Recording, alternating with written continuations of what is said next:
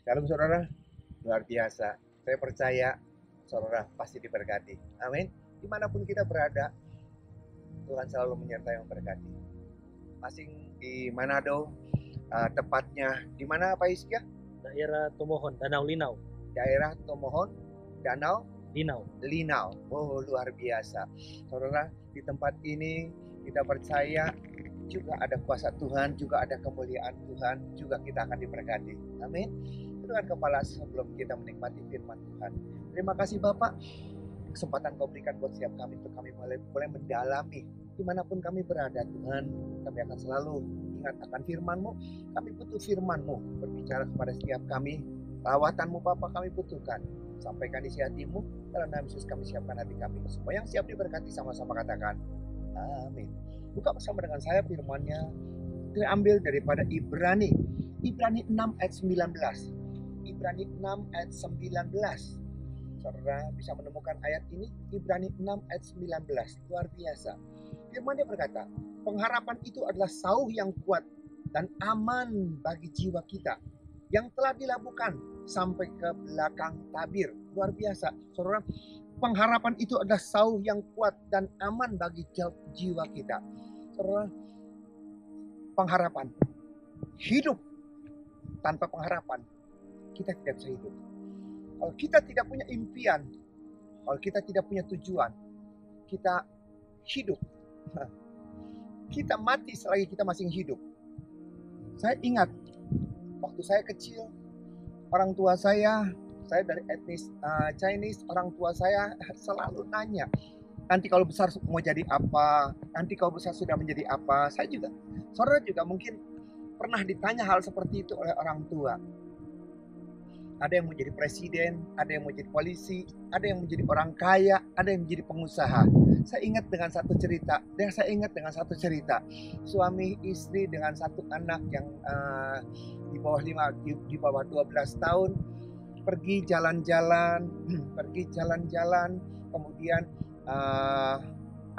bapaknya, ibunya tanya, "Nak, nanti kalau kamu besar mau jadi apa?" Jadi dia bilang, "Mau jadi dokter, mah." Karena kebetulan mereka baru keluar dari dokter. Kalau kamu mau jadi dokter, kamu harus rajin, kamu harus pandai, kamu pasti bisa jadi dokter. Itu gambaran mereka, itu anak kecil karena baru keluar dari dokter, dan anak itu mau supaya dia bisa menyembuhkan orang yang sakit. Kemudian naik mobil, begitu naik mobil, papa, mama berbicara, dan si anak cuma bisa nongkrong dan bisa cuma mendengar yang baik.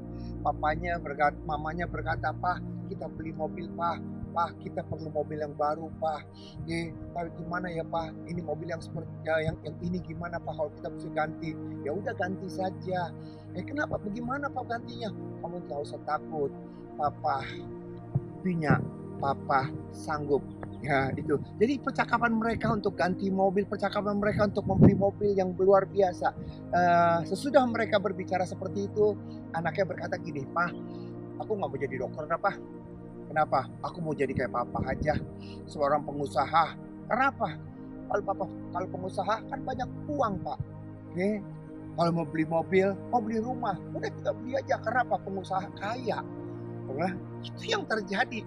Baru sebentar impiannya sudah berubah. Saking asiknya papa mama naik mobil, tanpa sadar lampu merah diterobos. Lewati lampu merah, kemudian ditangkap sama polisi, ditanya sama polisi, dan akhirnya kata, "Papa saya harus nyogok itu polisi." Dan mereka pergi, tidak ada yang ditangkap. Di tengah perjalanan anaknya berkata gini, "Pak, aku mau ganti apa? Nggak mau jadi pengusaha, Pak. Kenapa? Capek." Kamu jadi apa? Dokter kau tidak mau. Karena kau malas belajar. Kau mau jadi pengusaha seperti papamu kaya. Sekarang kau ganti lagi. Kau mau jadi apa? "Aku mau jadi polisi aja, mah." "Kenapa kau berbicara seperti itu?"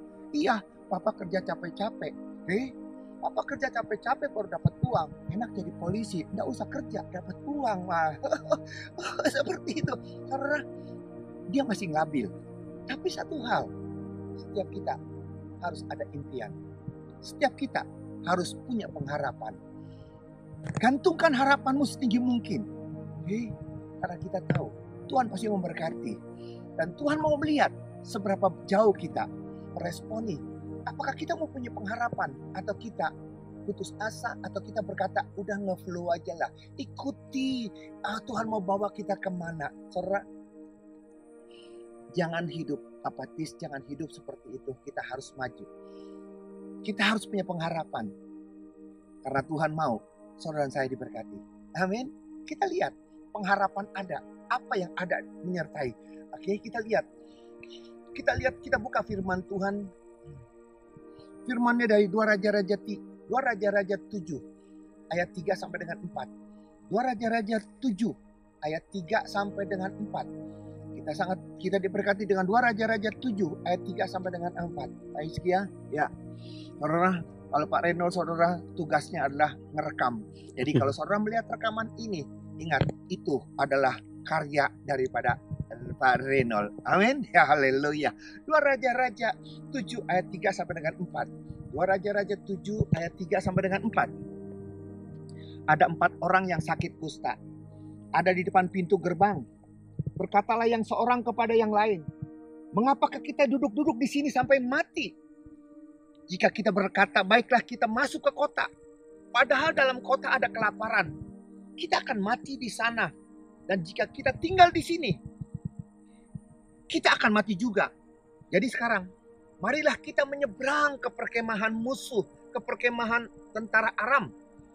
Jika mereka membiarkan kita hidup, kita akan hidup. Dan jika mereka mematikan kita, kita akan mati. Saudara, kita tahu orang yang sakit kusta. Kita tahu orang yang sakit kusta. Kusta pada zaman dulu itu belum ada obatnya.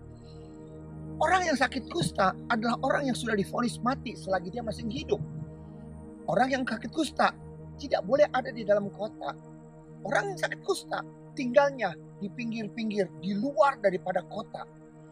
Dan orang yang sakit kusta hidup dan mati. Orang sakit kusta makanan sehari-hari tergantung daripada orang yang di dalam kota. Kalau orang yang dari dalam kota memberikan mereka makanan, mereka makan. Kalau orang yang dalam kota tidak memberikan mereka makan, mereka tidak makan. Bayangkan, sekarang polemiknya adalah orang yang di dalam kota itu dalam kelaparan. Maaf, apa yang mereka makan di dalam kota? Yang mereka makan tai merpati. Halo? Kalau orang yang sehat, orang yang dalam kota, orang yang memberikan, yang harusnya memberikan mereka makan makanan tai merpati. Nah, mereka makan tainya siapa? Maaf saudara. Kalau mereka yang ada yang sehat saja makannya tai merpati, mereka dapat makan sisa-sisa makanan apa yang mereka akan makan. Dan di situ timbullah konflik di dalam diri mereka. Apakah mereka masih tetap punya pengharapan? Saudara, mereka ada di tengah jalan. Di satu pihak ada tentara musuh bangsa Aram di sana yang sedang mengepung. Di satu pihak orang-orang yang di dalam kota yang terkepung. Mereka tunggu orang yang dalam kota untuk memberi mereka makan. Mereka hidup. Atau mereka pergi ke sana. Dan mereka juga akan mati. Saudara, di tengah keputusasaan seperti ini, apakah mereka akan berkata pasrah? Ya sudahlah, namanya kita udah penyakit kusta. Ya mau dikatakan apa? Yang di dalam kota saja mereka kelaparan, tidak punya makanan. Apa yang harus kita lakukan? Apakah kita harus menyeberang kepada musuh? Di sana kita juga mati. Saudara, di tengah mereka terjepit seperti itu. Maju salah, diam salah. Maju mati, diam mati. Bagaimana sikap kita? Apakah kita terima nasib? Terserahlah apa yang mau terjadi. Dan disinilah mereka berkata, yuk kita melangkah. Ayo kita melangkah. Kita diam saja menunggu orang-orang dalam kota memberi makan. Kita akan mati. Karena mereka tidak punya makanan. Hari ini, di sana mungkin ada harapan. Apa itu di musuh? Kalau mereka punya kebaikan hati, kemurahan hati, kita dapat makan di sana. Kalau mereka tidak tertarik, tidak punya belas kasihan, kita akan mati. Sama saja kan? Di sini kita mati, di sana kita mati. Tapi di sana ada setitik harapan. Yuk kita masuk ke sana. Yuk kita maju ke sana. Akhir daripada perikop ini kita tahu apa yang terjadi. Mereka pergi ke sana. Yang mereka lihat Tuhan bekerja dengan luar biasa. Musuh sudah pergi kosong. Dan yang ditinggalkan oleh musuh adalah itu makanan yang begitu banyak dan melimpah luar biasa. Dan mereka menikmati berkat itu. Ya, kalau saja mereka pasrah dan mereka berkata, ya sudah, apa yang kita bisa perbuat? Kita tidak bisa apa-apa. Kita sudah jatuh, kita sudah sakit, kita sudah divonis. Saudara, itu yang terjadi. Tapi mereka masih punya setitik pengharapan. Mereka pergi. Saudara ingat ada satu percobaan. Ada satu percobaan. Saudara tidak usah ikut percobaan ini. Ini terlalu tidak baiklah. Begini, ada 2 tikus, saudara. Ada 2 tikus dimasukkan ke kolam, ke bak. Satu tikus dimasukkan ke bak, baknya penuh dengan air. Tikus itu ditaruh di dalam bak berisi air, tapi keadaannya gelap. Ditaruh di tempat air di bak itu dalam keadaan gelap. Dia seperti ini. Dan satu lagi tikus ditaruh bak yang sama dengan air yang sama, tapi ada secercah sinar yang menerangi dia. Soalnya yang terjadi, yang ada di tempat yang gelap sampai sore dia mati. Tapi untuk yang ada di tempat ini, air sama di dalam bak, ada cercah sinar di sana, seminggu dia baru mati. Apa artinya? Jadi dengan kata lain, yang di tempat yang gelap, tempat air, dia percuma. Dia mau lari kemana? Karena tidak ada sinar di sana, tidak ada harapan, tidak ada tujuan di sana, dan dia mati. Tapi kalau yang di sini, dia dalam bak, dia ada di dalam air, dia terus berenang. Dia lihat itu sinar, dia terus berenang. Dia akan mengarahkan hati, dia akan mengarahkan tujuannya kepada sinar itu. Dengan kata lain, ada harapan di sana. Kalau aku bisa ke sana, kalau aku bisa keluar, aku akan lolos, aku akan bebas. Dia terus, dan itu membuat dia bertahan untuk hidup. Saudara, siapapun kita di tempat ini, ingat, masalah, problem, pergumulan. Selama kita hidup, selama itu pula masalah problem akan menyertai kita. Tapi masalahnya, waktu kita menghadapi itu semua, apakah kita menjadi mati, putus asa, dan kita berkata, sudah habis semuanya, sudah hancur semuanya. Saudara, kita masih punya Tuhan. Amin. Pengharapan kita masih ada di dalam Dia. Pengharapan kita itu selalu ada karena penyertaan Tuhan luar biasa. Lihat perempuan pendarahan 12 tahun. Perempuan pendarahan 12 tahun. Kalau dia ngaca, dia lihat dalam diri dia, uangnya sudah habis. Selagi uangnya masih ada, semua tabib dia sudah coba untuk menyembuhkan, untuk memulihkan, untuk membuat dia bebas daripada pendarahan. Yang terjadi, dia tunggu. Yang terjadi, 12 tahun dia lakukan itu semua. Hasilnya, tidak ada yang dia terima. Kayak uangnya habis. Tabib tidak bisa menolong. Keadaan dia makin lemah.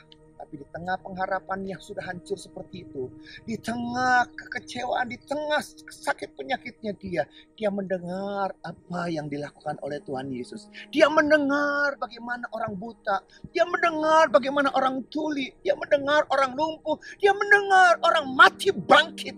Itu yang membuat dia harapannya kembali bangkit, kembali bangun.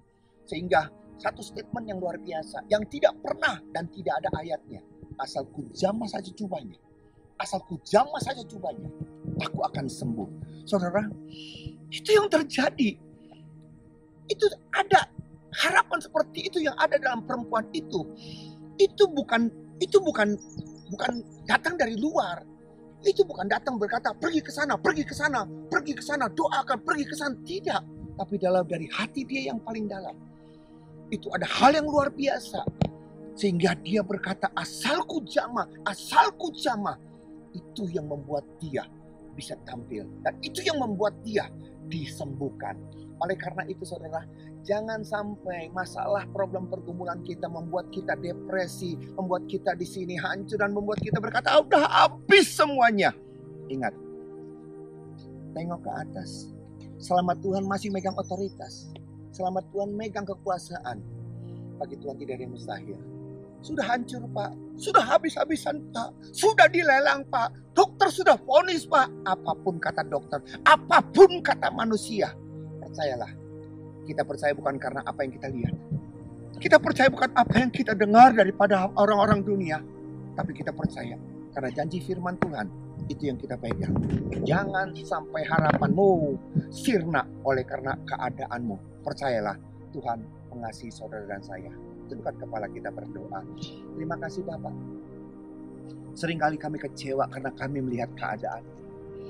Seringkali kami putus asa karena masalah kami, karena doa kami, karena pergumulan kami Tuhan yang tidak tuntas-tuntasnya. Hari ini kami tidak mau itu membuat harapan kami menjadi hancur. Sekalipun keadaan kami terpuruk sedemikian rupa sebagaimana firman Tuhan dalam Mazmur berkata, dalam lembah kekelaman, tongkat dan gadanya yang menjadi penghiburan. Oleh karena itu Tuhan, oleh karena itu Bapak, mampukan kami untuk tetap melihat, memandang kepada kekuasaan-Mu, memandang kepada kemuliaan-Mu, memandang kepada Engkau yang punya memegang kendali, sehingga kami tidak lagi mudah kecewa. Pengharapan kami di dalam Engkau tidak pernah hilang. Terima kasih Bapak. Berkati jemaat-Mu dimanapun mereka berada. Apapun kondisi keadaan mereka, ingatkan mereka. Pengharapan kita di dalam Tuhan tidak pernah sia-sia. Berkati negara kami, Presiden, Wakil Presiden, Gubernur, Dokter, Suster, dan semua jajaran. Tutup punggung negara kami dengan kuasa darah-Mu. Dan berkati jemaat-Mu dimanapun mereka berada. Dengan sukacita damai sejahtera daripada Allah yang terus menghiasi mereka. Dalam nama Yesus, kami sudah berdoa. Haleluya. Amin. Demikian firman Tuhan saudara. Sampai jumpa dalam sesi yang akan datang. Tuhan Yesus memberkati kita. Shalom.